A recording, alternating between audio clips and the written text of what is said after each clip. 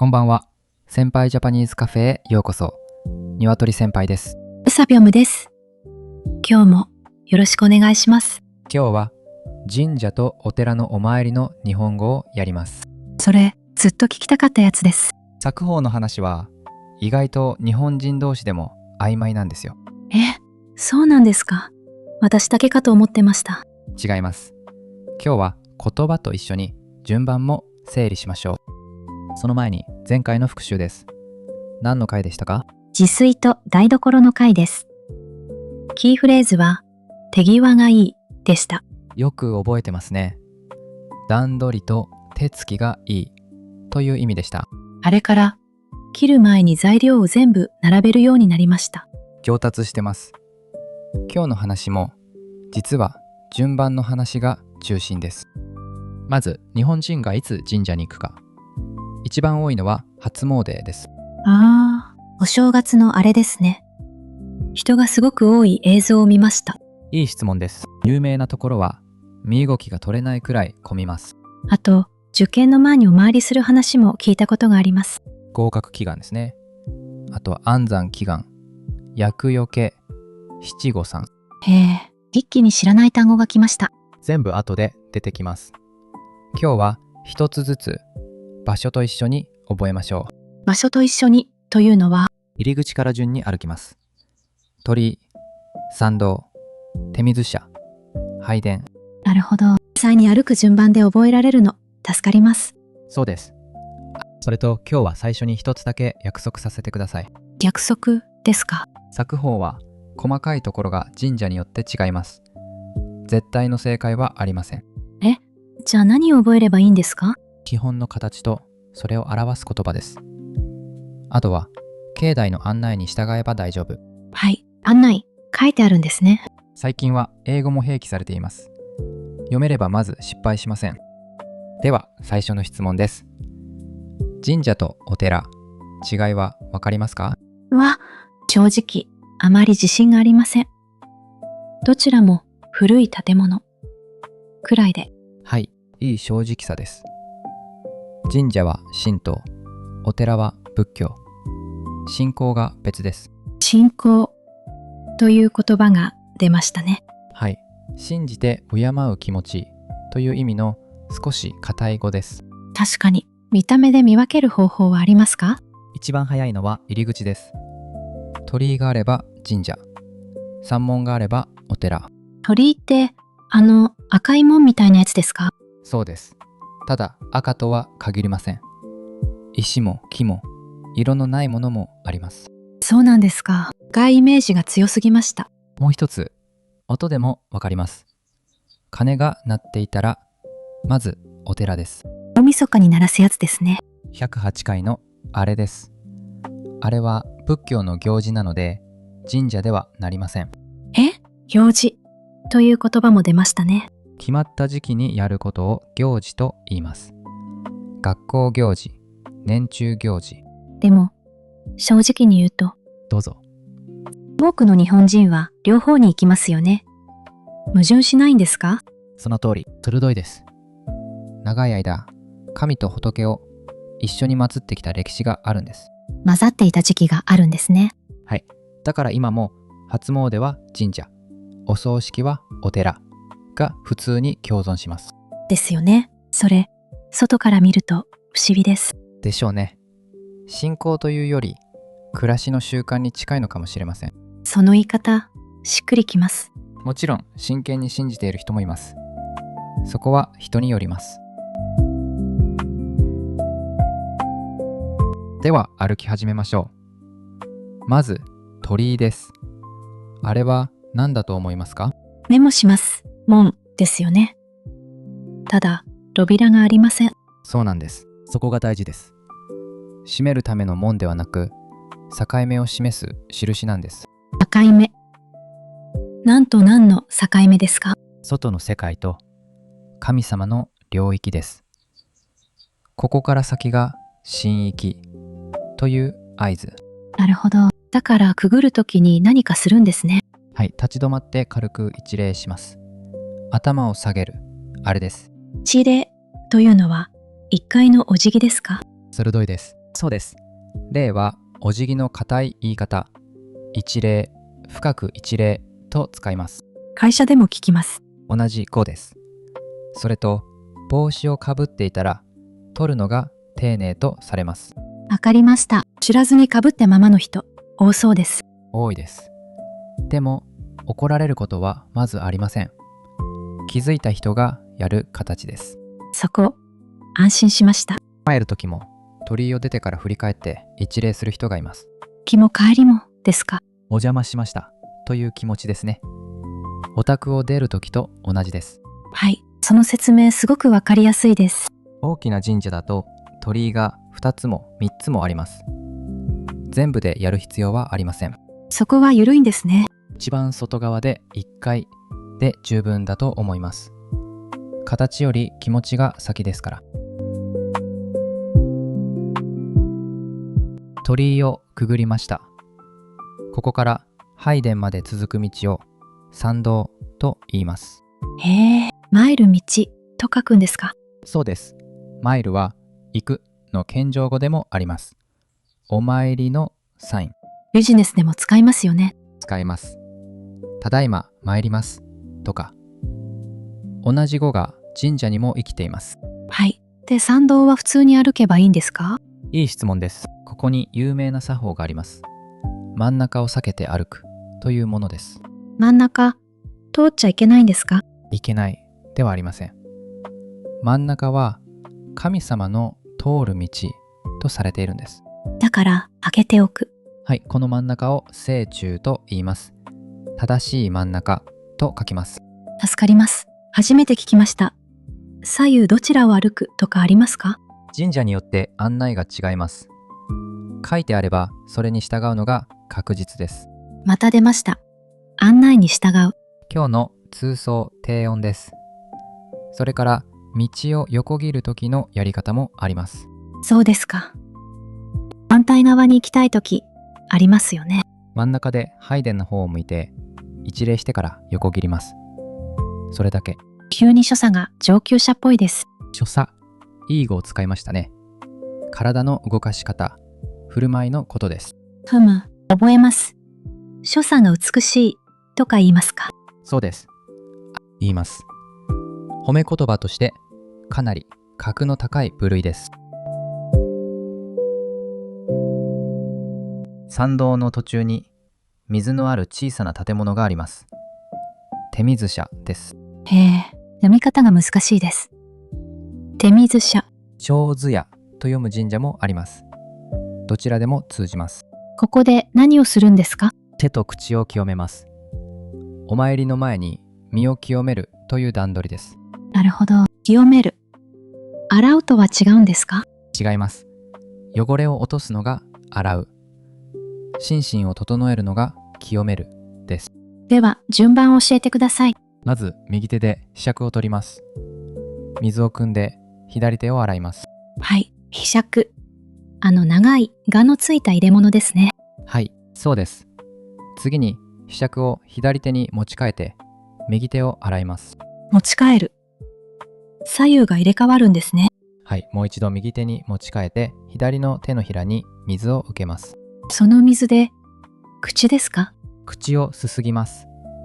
柄杓に直接口をつけない。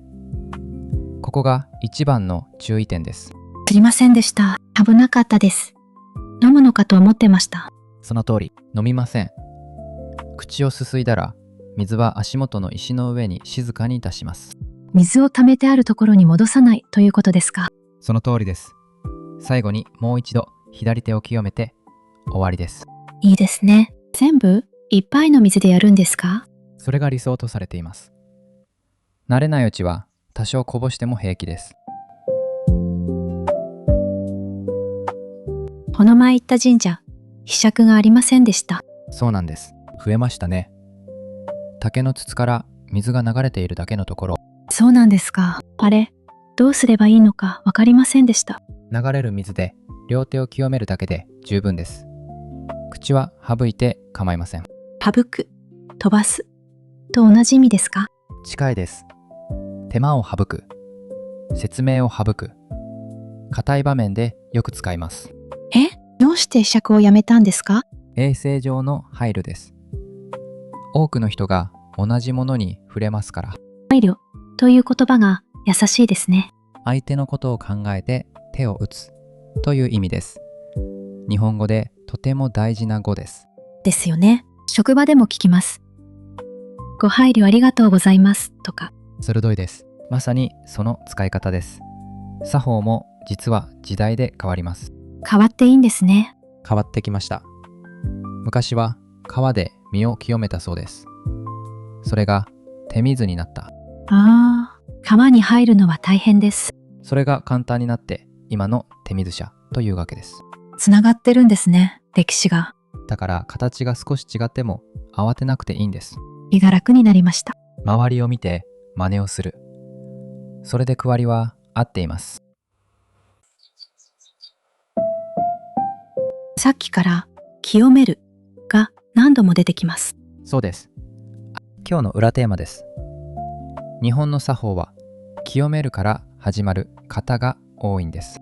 わかりました。反対の言葉はありますか？汚れという語があります。汚れとは書き方も読み方も違います。汚れ。意味は何ですか？元気が減った状態と説明されることがあります。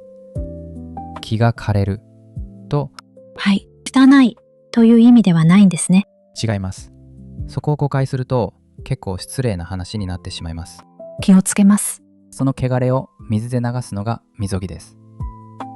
手水はその簡単な形でした。すごぎ語、ニュースで聞いたことがあります。ありますね。失敗した人が一度身を引くことをみそぎと呼んだりします。比喩として生きてるんですね。はい、もう一つ、払うという動詞も覚えておくと便利です。お金を払うと同じ音ですか？音は同じ、漢字が違います。厄を払うと使います。確かに、厄除けの厄ですね。つながりましたね。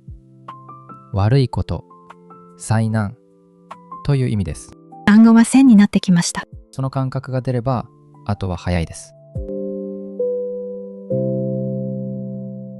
境内でやらない方がいいことはありますか？その通り、境内という語が自然に出ましたね。神社やお寺の敷地のことです。覚えたてです。まず写真です。撮影禁止の表示があれば必ず従ってください。そうですか。撮影禁止。看板でよく見る形ですね。はい。表示がなくても拝んでいる人にレンズを向けないのが礼儀です。拝むが出ました。祈るとは違いますか？拝むは体の動作より、祈るは心の動きよりです。手を合わせるのが拝む。なるほど。声の大きさはどうですか？静かにが基本です。ただ、参道でおしゃべりするくらいは普通です。厳しすぎないんですね。拝殿の前だけ少し静かにする。それで十分です。メモします。食べ歩きはどうですか？屋台が出ていることもありますよね。いい質問です。お祭りの時はむしろそれが楽しみです。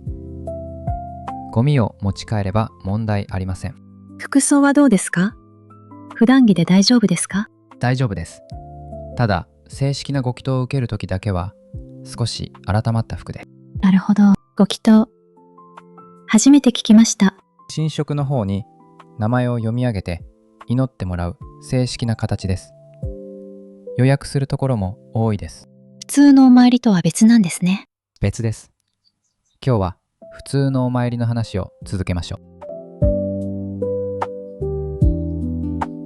拝殿に行く前に境内で目に入るものを拾っておきましょう。いいですね。はい。まず、犬みたいな象がいます。狛犬です。2体で1組。片方は口を開けて、片方は閉じています。そう言われると、確かに違いました。開けた方と閉じた方をあうんと言います。息が合うことをあうんの呼吸と、その慣用句、聞いたことがあります。ここから来ています。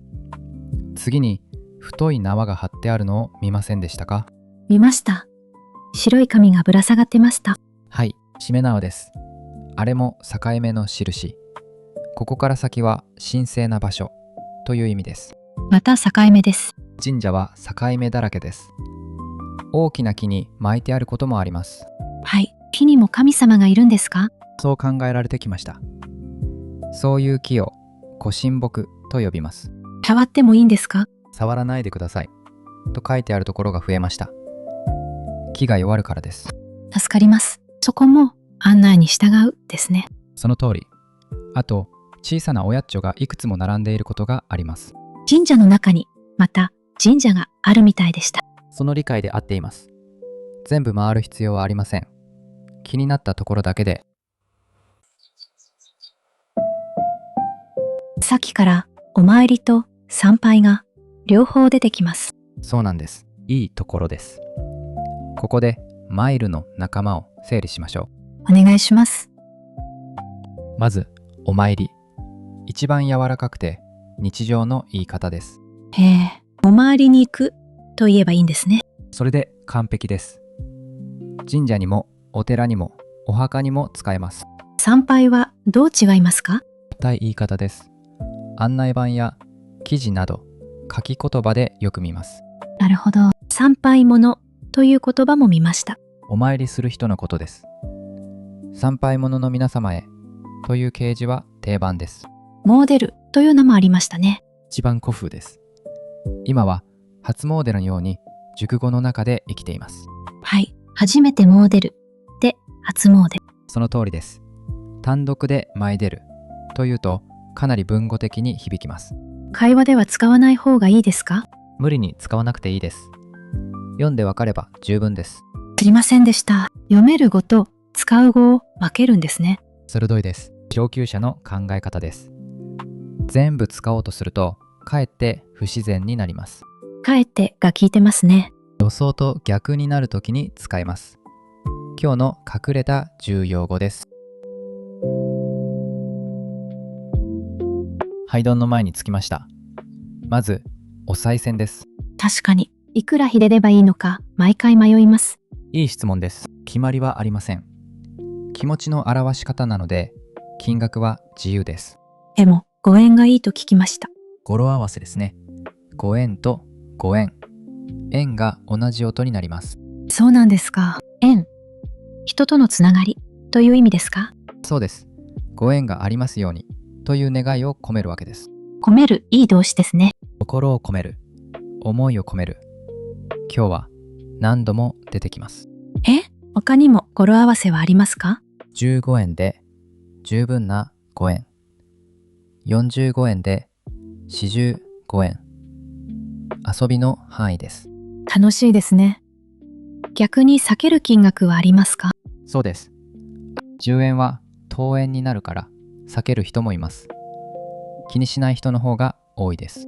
ですよね。入れ方に作法はありますか？投げないことです。そっと入れる。放り投げると音も荒くなります。飛んでいるときは後ろから投げている人もいます。積もうては仕方ない面もあります。当たると危ないので下手投げで静かに。お蓋を入れる人もいますよね。います。封筒に入れて収める形もあります。そこは各自の考えで。収めるも出ました。今日の重要語です。目上の相手や公のところへきちんと渡すことです。賽銭箱の上に太い綱がぶら下がっています。その通り。あれを引くと上の鈴が鳴ります。鈴を鳴らすと言います。なるほど。鳴ると鳴らす。形が似ています。いいところに気づきました。自動詞と他動詞のペアです。鈴が鳴る、鈴を鳴らす。毎回そこで間違えます。が、と、を。助詞を見れば決まります。今日の文は、鳴らすの方です。わかりました。何のために鳴らすんですか？諸説あります。音で場を清めるという説明をよく聞きます。また清めるです。本当に多いんです。諸説あるという言い方も覚えておくと便利ですよ。はっきりしないときに使えますね。起源がわからないものは日本語ではだいたいそれで済ませます。はい。鳴らす順番はお賽銭の前ですか？後ですか？こちらも神社で説明が分かれます。賽銭の後に鳴らす案内が多い印象です。鈴がない神社もありました。ありますね。抜ければそのまま拝礼に進んで構いません。拝礼。それが次ですね。今日の山場です。ここだけは形を覚える価値があります。基本の形は2杯に拍手いっぱいです。声に出してみてください。助かります。2杯。2拍手。いっぱい。長いです。鋭いです。数を数えているだけです。2回拝む。2回手を打つ。最後に1回拝む。2礼2ファ、句首1礼と書いてあるのも見ました。同じことです。はいと礼、どちらの字を使うかの違いだけ。そうですか。安心しました。お辞儀の深さはどれくらいですか？はい、背中を平らにして腰を90度に折る。かなり深いお辞儀です。会釈とは全然違いますね。会釈、よく知ってますね。あれは15度くらいの軽い挨拶です。深さで名前が変わるんですね。会釈、敬礼、再敬礼、就職活動で習う人も多いです。神社の話が就職の話につながりました。全部つながっています。所作の文法は案外どこでも同じです。メモします。所作の文法、面白い言い方です。拝むときは動きを止めます。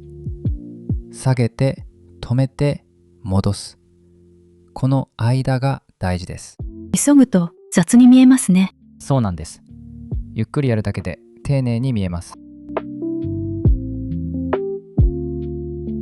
手を打つところ、ちょっと恥ずかしいです。そうなんです。わかります。あの手を打つ動作を柏手と言います。知りませんでした。柏手。木の名前みたいです。その柏の葉に指を揃える形を重ねたと説明されます。指を揃えるんですね。はい。胸の高さで両手を合わせて肩幅くらいに開いて打ちます。いいですね。手のひらをぴったり合わせるんですか？ここが面白いところです。右手の指先を少し下にずらします。ずらす。わざと合わせないんですか？そうです。人と神様は同じではないという意味だと言われます。へえ、そんな意味があったんですか？打ち終わったら指を揃え直します。それから最後の一杯です。音は大きい方がいいんですか？競わなくていいです。ただ乾いたいい音が出ると気持ちはいいです。はい、うまくならない時があります。手のひらの真ん中を少しくごませるとなりやすいですよ。次指導が始まりました。こういうのは体で覚えた方が早いですから。手を打った後、心の中で何を言えばいいんですか？そうです。決まりはありません。ただ名乗る人が多いです。名乗る。神様に自己紹介ですか？そんな感覚です。名前と住んでいる町くらいを心の中で。急に人間味が出ますね。はい。それからお礼を先に言うといいとよく言われます。へえ、お願いより先にですか？いつも見守っていただきありがとうございますのような形です。見守る。いい言葉です。手出しをせずにそばで見ている感じですね。子育てでも使えます。なるほど。お願いはしてもいいんですよね。もちろんです。ただ誓いの形にすると強いという人もいます。誓い、約束みたいなものですか？はい、合格させてくださいではなく、毎日勉強しますので見ていてください。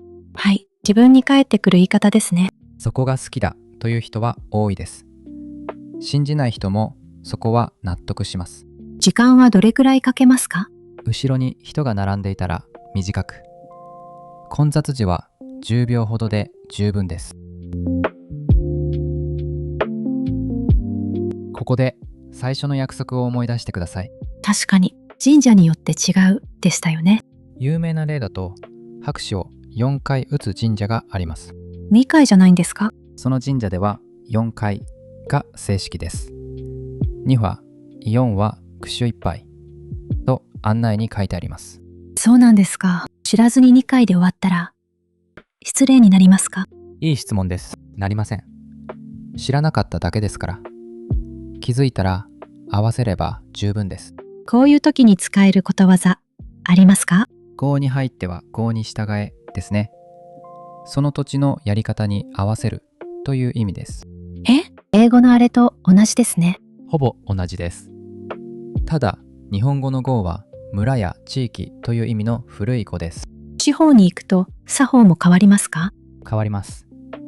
祭りの形も備えるものも地域でかなり違います。ですよね。備える。お供え物の備えですね。そうです。神様や仏様、亡くなった方に物を差し上げることです。備えると同じ音ですね。漢字が違います。災害に備える。お墓に花を備える。書き分けます。お寺の場合も同じようにやればいいですか？鋭いです。ここが一番の分かれ目です。お寺では手を打ちません。なるほど。打たない。静かにするんですか？静かに手を合わせます。この形を合唱と言います。合唱。歌の合唱と同じ音ですね。はい、同じ音です。漢字が違います。唱は手のひらのことです。わかりました。手のひらを合わせる。そのままですね。お寺の順番も言っておきます。三文で一礼。手水があれば清める。そこまでは似ていますね。はい。本堂の前でお賽銭を入れて静かに合唱して一礼します。はい。本堂。神社の拝殿にあたる建物ですか？その通り、その理解でいいです。仏様が祀られている中心の建物です。鶴が受け身になってますね。よく気づきました。祀られているという形が定型です。神社では何と言いますか？同じです。この神社には学問の神様が祀られていますのように使います。神様にも担当があるんですね。得意分野があると考えられています。だから合格祈願はあの神社となる。お寺で煙が出ているのを見ました。あれは何ですか？そうなんです。線香です。細い棒に火をつけて香炉に立てます。そうですか。灯籠。あの大きな入れ物ですね。はい。煙を体に当てている人を見ませんでしたか？見ました。頭にかけている人はいました。体の悪いところに良くないと言われています。頭が良くなるようにとも。本当に効くんですか？そこは何とも言えません。習わしとして続いているというのが正確です。習わし。慣習と同じですか？近いです。習わしは柔らかく、慣習は硬い。文書では慣習を使います。線香は何本立てますか？宗派で違います。1本のところも3本のところもあります。案内があれば従いましょう。また出ました。今日で一番使うフレーズかもしれません。それと、火は口で消しません。メモします。吹き消さないんですか？手で仰いで消します。息は清らかでないとされるためです。また清らかが出ました。この一日で気温の字を何回見たかわかりませんね。一日に何箇所も回るのは失礼ですか？そうです。神様が喧嘩するという話を聞いたことはありますか？いいですね。あります。だから複数はダメと言われました。俗説とされています。神社側もそういう説明はしていません。俗説。面白い言葉です。世間で言われているけれど、根拠のはっきりしない説のことです。へえ、根拠。これもよく聞きます。ニュースでも会議でも出ます。根拠がない。根拠を示すと使います。では、巡ってもいいんですね。いいです。昔から札所を巡る旅の文化もあります。はい、巡る。回ると違いますか？巡るの方が硬くて、順に訪ねていく感じが強いです。季節が巡るとも言います。詩みたいですね。綺麗な語です。それと、信じていなくても言っていいんですかとよく聞かれます。まさに聞こうと思っていました。構いません。観光で訪れる人も静かにしていれば歓迎されます。助かります。その一言で生きやすくなりました。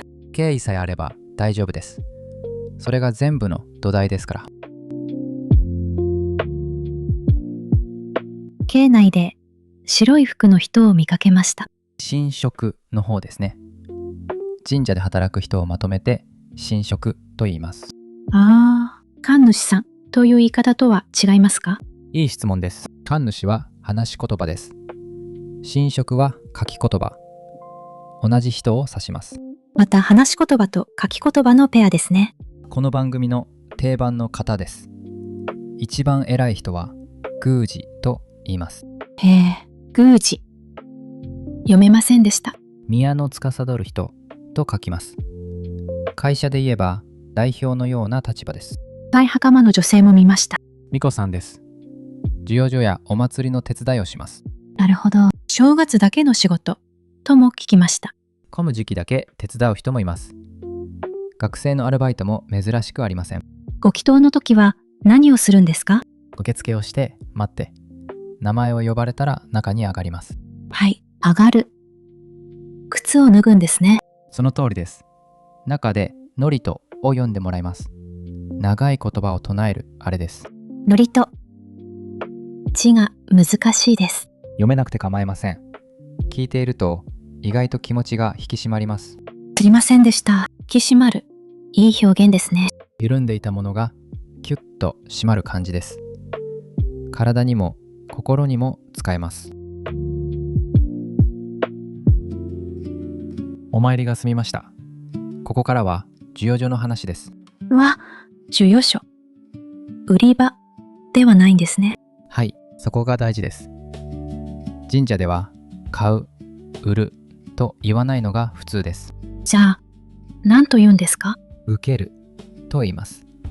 お守りを受ける、おみくじを受ける。確かに、授ける側と受ける側なんですね。その通りです。だから授与所、そしてお金は初穂料と言います。初穂料。値段ではないんですね。初穂はその年に最初に取れた稲のことです。それを納めた名残です。そうなんですか。お米を納めていた時代の言葉が残ってるんですね。その通り、言葉はそういう化石をよく含んでいます。名残も覚えてください。名残。残っているものですか？過ぎ去った物事の気配です。夏の名残、名残惜しいと使います。名残惜しい。いつか使ってみたいです。別れ際にぴったりです。さて、おみくじを引きましょう。引くという動詞なんですね。くじを引くと言います。宝くじも同じ動詞です。運試しの言葉ですね。運試し、いい子です。箱を振って棒を出す形のところもありますよ。ですよね。番号が書いてあるやつですね。その番号を伝えると対応する紙をもらえます。聞きました。大吉です。おめでとうございます。一番いいやつです。メモします。順番を教えてください。何種類あるんですか？鋭いです。これも神社で違います。よくあるのは大吉、中吉、小吉、吉、末吉、凶。吉と小吉、どっちが上ですか？そこが揉めるところです。神社によって並びが逆のこともあります。なるほど。揉める、争うということですか？小さな争いです。話が揉める、揉め事。日常でよく使います。今日を引いたらどうすればいいですか？落ち込まないでください。おみくじは占いというより助言です。わかりました。助言、アドバイスですね。はい。今日には気をつけなさいという内容が書いてあります。警告みたいなものですか？そう受け取る人が多いです。むしろ得したという人もいます。どうしてですか？これ以上悪くならないと考えるからです。前向きな読み方ですね。はい、その考え方好きです。何度も引き直す人もいますが、それは少し野暮です。野暮。初めて聞きました。洗練されていないという意味です。行きの反対語だと覚えるといいです。紙を読んでみます。項目がたくさんあります。そうです。ここが語彙の宝庫です。まず、待ち人。へえ、待っている人ですか？会いたいと願っている人のことです。来る、来ない、遅いと書いてあります。遅いが一番切ないです。切ない、いい語を知ってますね。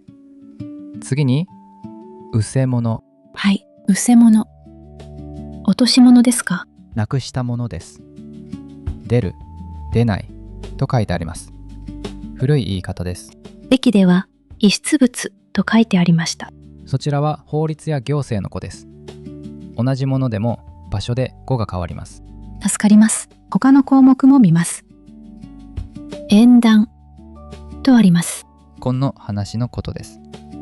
今は日常でほとんど使いません。おみくじの中だけ時代が止まっているみたいです。そうなんです。うまい言い方です。商い、学問、旅立ち、全部古風な方です。そうですか。商い。ビジネスのことですか？商売のことです。商いは信用が第一のような言い方で今も生きています。上に短い詩みたいなものも書いてあります。和歌が載っていることが多いです。読めなくても気にしないでください。ふむ、日本人は読めるんですか？正直、雰囲気で読んでいる人がほとんどだと思います。読み終わりました。これ結ぶんですよね。いい質問です。結んでもいいですし、持ち帰ってもいいです。どちらも間違いではありません。はい、量だけ結ぶと聞きました。そういう説もあります。悪い運を境内に置いていくという考え方ですね。言い方は持ち帰る。財布に入れて時々読み返す人もいます。私はそちら派です。そちら派。派という言い方が便利ですね。キノコ派、タケノコ派。好みの分かれる話で毎回使われます。知りませんでした。そのネタ聞いたことがあります。結ぶ場所も決まっています。木の枝ではなく専用の場所に。木に結んじゃダメなんですか？木が傷むからです。だからおみくじ結びどころが用意されています。いいですね。傷む。物が悪くなる時の言葉ですね。食べ物にも建物にも使います。心が痛むは漢字が変わります。また同じ音で別の漢字です。日本語の宿命です。結び方も片手でやるとかっこいいですよ。なぜ片手なんですか？利き手でない方で結ぶと困難を乗り越える力がつくと言われます。これも諸説ですか？もちろん諸説です。でもやってみると案外楽しいです。お守りも見てみたいです。種類がすごく多いです。はい、願い事ごとに分かれています。読めれば選べます。ですよね。学業成就と書いてあります。勉強が実りますようにという意味です。成就は願いが叶うこと。実る。稲みたいな言い方ですね。音は作物の話です。努力が実る。恋が実る。比喩で広く使います。こっちは交通安全です。これはわかります。車につける人が多いです。次に縁結び。縁を結ぶ。恋愛のお守りですか？恋愛が有名ですが、仕事や友人との縁も含みます。人の出会い全部です。へえ、それは知りませんでした。安産祈願というのもあります。その通り、無事に子供が生まれますようにです。妊娠5ヶ月頃に行く習慣があります。厄除けはさっき出ましたね。厄年という考え方があって、その年に行く人が多いです。なるほど。年齢が決まっているんですか？だいたい決まっています。数え方も含めて神社に表が貼ってあります。自分の年が載っていたらちょっとドキッとしますね。しますね。ただ厄年は科学ではありません。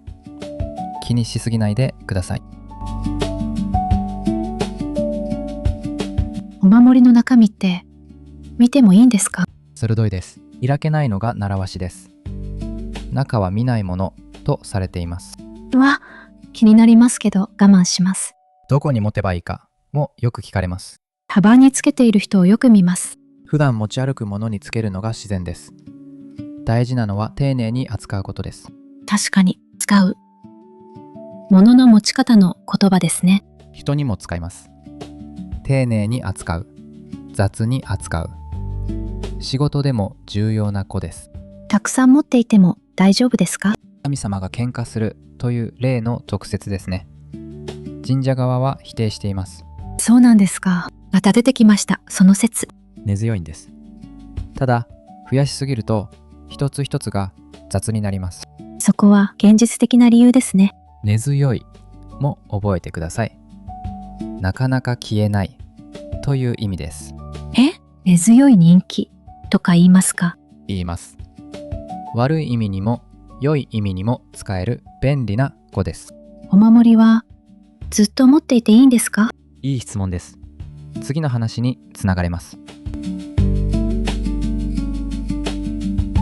お祈仏やお守りは1年ごとに新しく受けるのが良いとされています。なるほど。1年で交換ですか。もったいない気もします。そうなんです。捨てるのではありません。前の年のものは受けた神社に納めます。また納めるが出ました。今日の主役級です。この行為を返納と言います。わかりました。返納。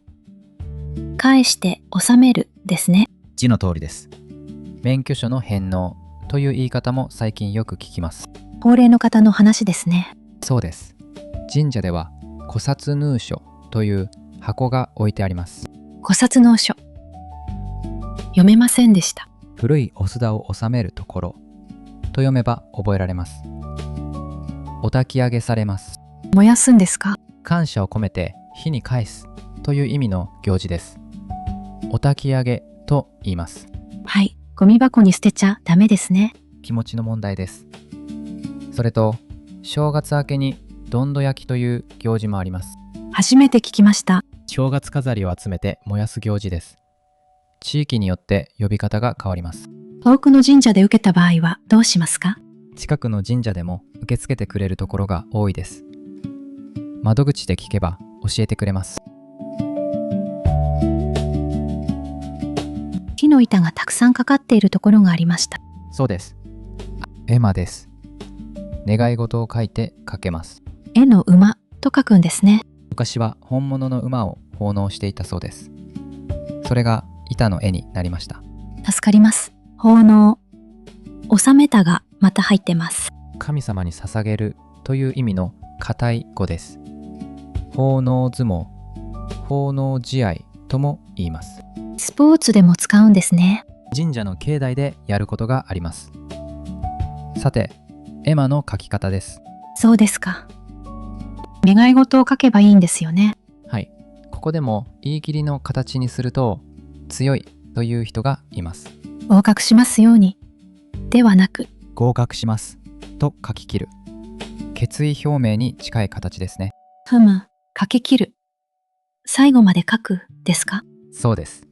動詞に切るをつけると最後までやり通す意味になります。使い切る、走り切るみたいな。完璧です。それと名前や住所を書くかは自由です。メモします。絵馬は誰でも見られますよね。見られます。だから住所を全部書くのはおすすめしません。個人情報ですもんね。シールで隠せる絵馬を用意している神社もありますよ。ここまでの行為をまとめて言う言葉があります。願掛けです。はい、願掛け。願いをかける。ですか？そうです。願いが叶うまで何かを我慢するという形もあります。例えば何を我慢しますか？好きな食べ物を断つ人がいます。合格するまで甘いものをやめるとか。知りませんでした。断つ、切るとは違いますか？習慣をやめるときに使います。酒を断つ、連絡を断つ。強い語です。似た言葉で験担ぎというのも聞きます。その通り。よく知ってますね。うまくいった時のやり方を繰り返すことです。いいですね。試合の前に同じものを食べるみたいな。まさにそれです。スポーツ選手の話でよく出ます。受験の前にとんかつを食べると聞きました。いい質問です。かつと音が重なるからです。ここでも語呂合わせが効いています。へえ、日本語、音遊びが本当に多いです。同じ音の語が多いですからね。縁起がいいという言い方も覚えてください。縁起、運みたいなものですか？先の物事の吉凶を示す兆しという感じです。縁起が悪いとも言います。はい、縁起でもないというのも聞きました。不吉なことを言うなという強い返しです。使う場面は選んでください。神社は人生の節目にも登場します。節目、竹の節の節ですか？その通りです。区切りになる時期のことを言います。ですよね。どんな節目がありますか？生まれて1ヶ月ほどでお宮参り。赤ちゃんを連れて行きます。お宮、神社のことですか？そうです。柔らかい言い方です。次が七五三。ああ、数字が3つ並んでいます。7歳、5歳、3歳の子供の成長を祝う行事です。11がつにやります。着物の子供の写真、見たことがあります。はい、あれです。神社はその日は家族連れでいっぱいになります。へえ、大人の節目もありますか？厄年の厄払いですね。それと結婚式を神社で挙げる人もいます。式を挙げるという言い方ですね。よく覚えていました。式は挙げると決まっています。なるほど。組み合わせが決まっている動詞、多いですね。そこが日本語の難所です。風呂は沸かす。湯は沸く。覚えるしかないやつですね。その通りです。神社に来るとそういう語がまとめて拾えます。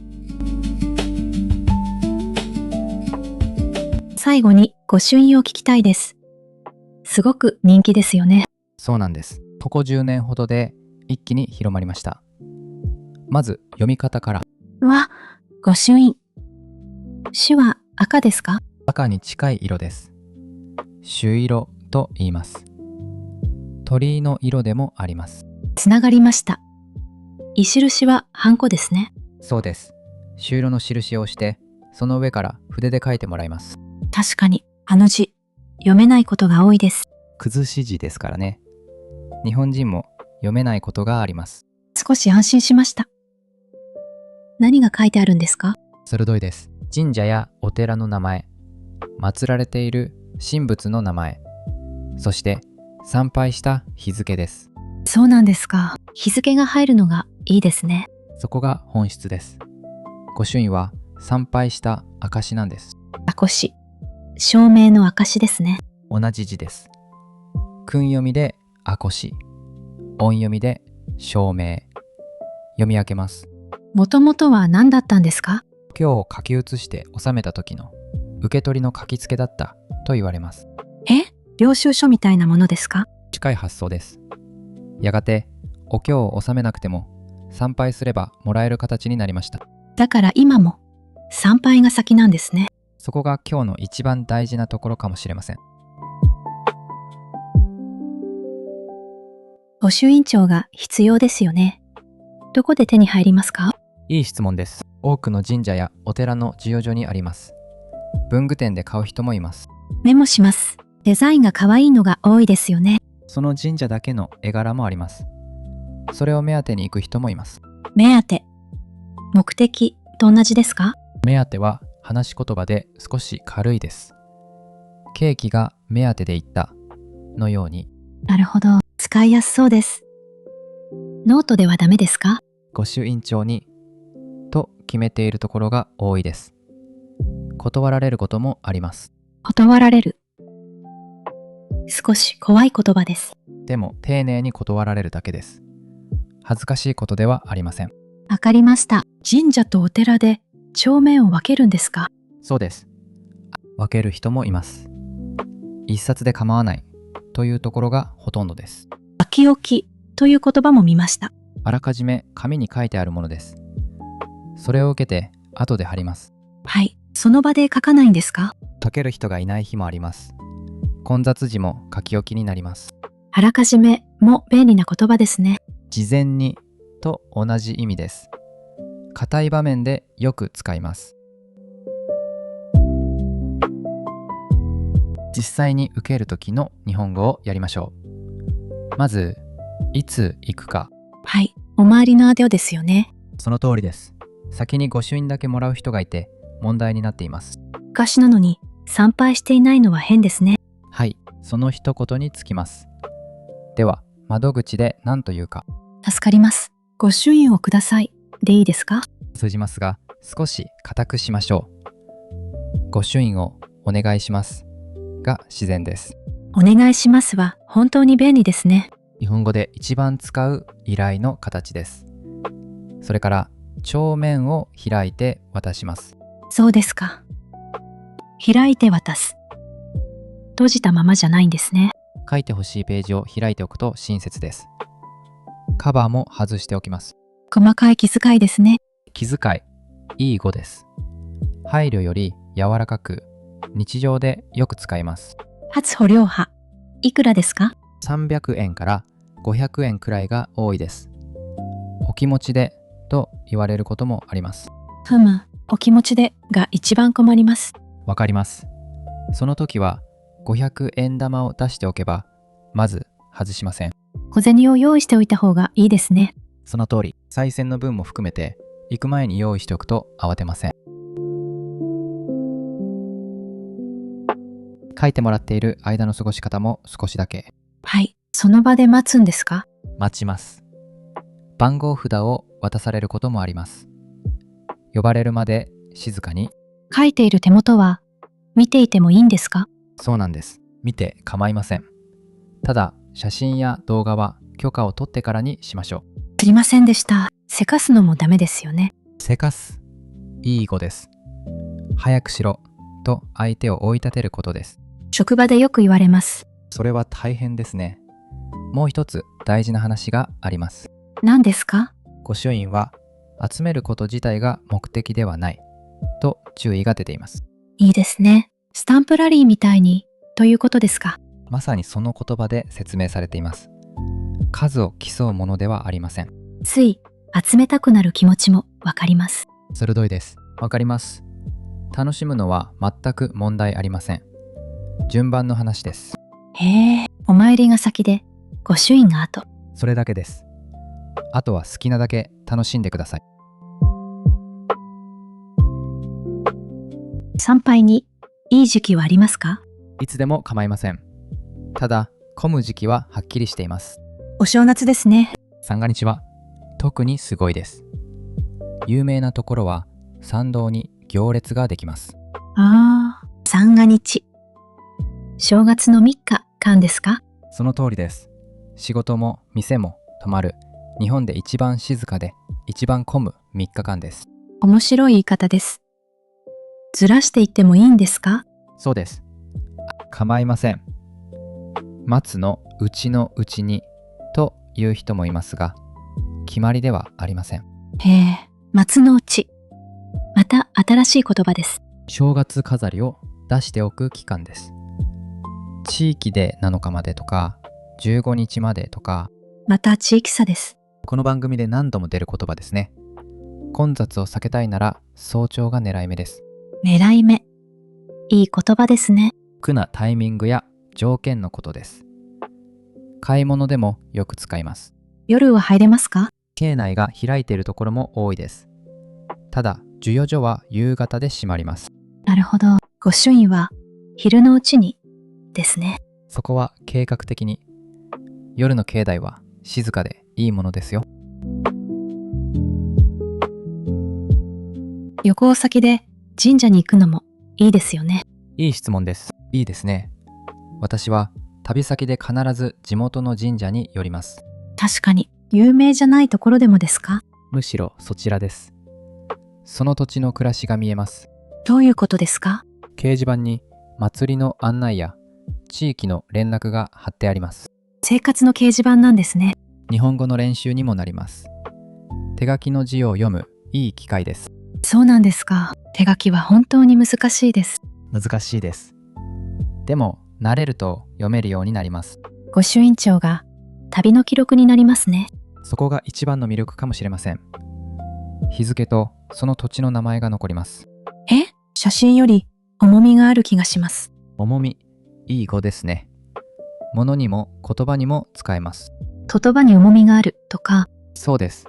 経験のある人が言うと同じ言葉でも重みが出ます。ですよね。その言い方覚えます。旅の話をしているとまた行きたくなりますね。旅先だけではありません。町の小さな神社にもぜひ。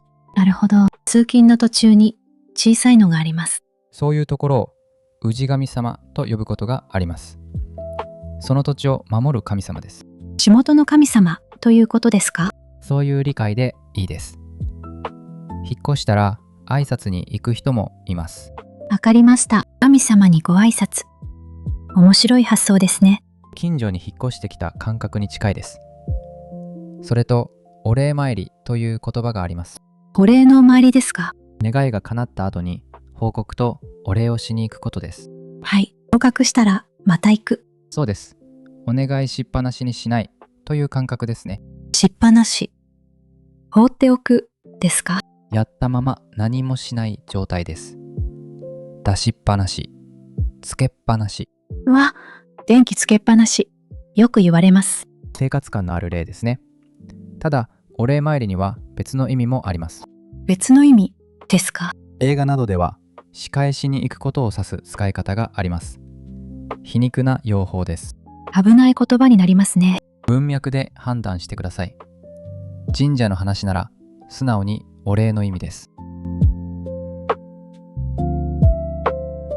海外から来た人がよく戸惑う点も挙げておきましょう。気になります。一つ目、入場料がないのでいつ払うのかわからない。助かります。確かに。入り口に受付がありませんでした。はい、神社は基本無料です。お寺は、管料がいるところもあります。拝観料。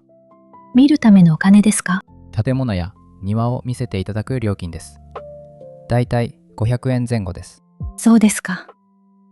前後というのが便利ですね。だいたいの数字につけます。3時前後、5000円前後。二つ目は何ですか？どこまで入っていいかわからないという声が多いです。それも思いました。奥の建物は入れませんよね。その通り、本殿には普通入りません。拝殿の前までと覚えておけば安全です。拝殿と本殿違うんでしたね。拝む場所が拝殿。神様がいらっしゃるのが本殿です。いらっしゃる。尊敬語ですね。神様の話では自然に尊敬語になります。3つ目は英語の案内です。メモします。少しずつ増えていますよね。増えました。ただ小さな神社にはありません。今日の語彙が効いてきます。最後に境内で見る表示の日本語をまとめておきましょう。いいですね。それ一番実用的かもしれません。まず立ち入り禁止。ここから先には入れません。これは駅でも見ます。次にご遠慮ください。これが日本語らしい表現です。遠慮ですね。断るという意味ですか？鋭いです。控えるという意味です。ご遠慮くださいは実質的に禁止です。お願いの形なのに。そこが難しいところです。柔らかい形で強い意味を伝えます。以前、断り方の回でも聞きました。同じ構造です。次に受付時間。授与所の開いている時間です。はい、病院でも見る言葉ですね。同じです。そして順路。矢印と一緒に書いてあります。美術館でも見ました。最後にご用の方はこちらへ。用がある人はこっちという案内です。ご用。硬い言い方ですね。神社に限らず役所や会社の入り口でも見ます。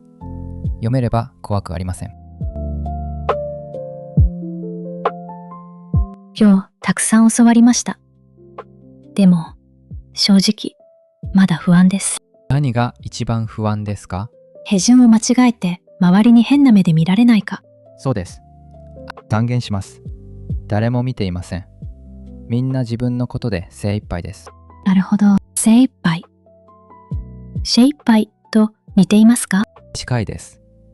力を出し切っている状態のことです。実際、日本人も完璧じゃないんですよね。全然です。に、はいに吐く、主いっぱいを正確にできる人、多分半分もいません。はい。それを聞いて、すごく楽になりました。そうなんです。大事なのは静かにして敬意を持つこと。それだけです。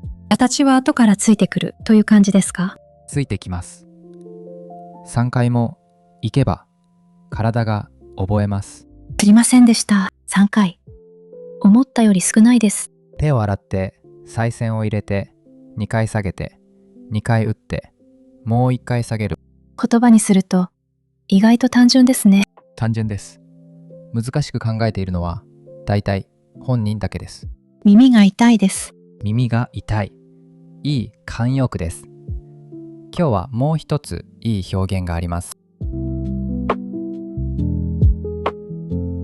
今日のキーフレーズです。少し整理しましょお願いします。う。苦しい時の神頼み。苦しい時の神頼み。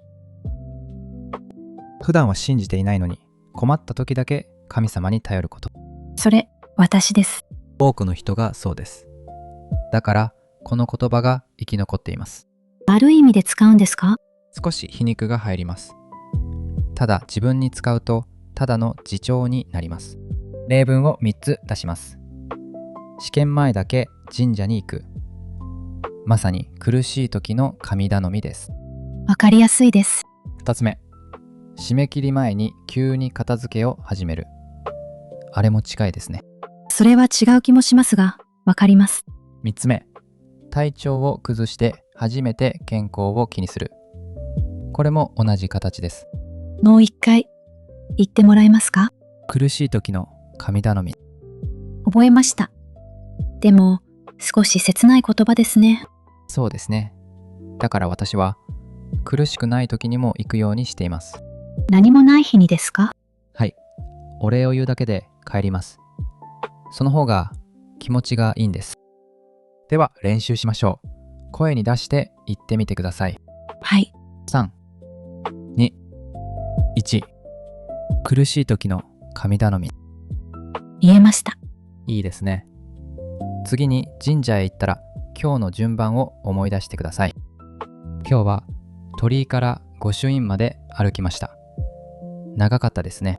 本当に一つの神社を回った気分です。